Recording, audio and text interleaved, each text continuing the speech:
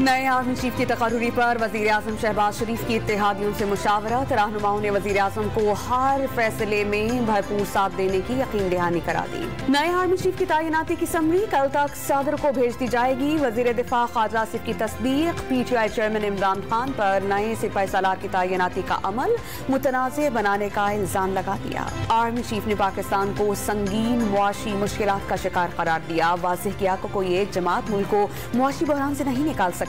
सियासी इस्तेहकाम जरूरी करार। तहरीक इंसाफ के धरने से निपटने के लिए इस्लामाबाद सील करने का फैसला। फैजाबाद, कोराल चौक और 26 नंबर चुंगी से दाखिली रास्ते कल से बंद हो जाएंगे। पुलिस के साथ FC और रेंजर्स तैनात होगी।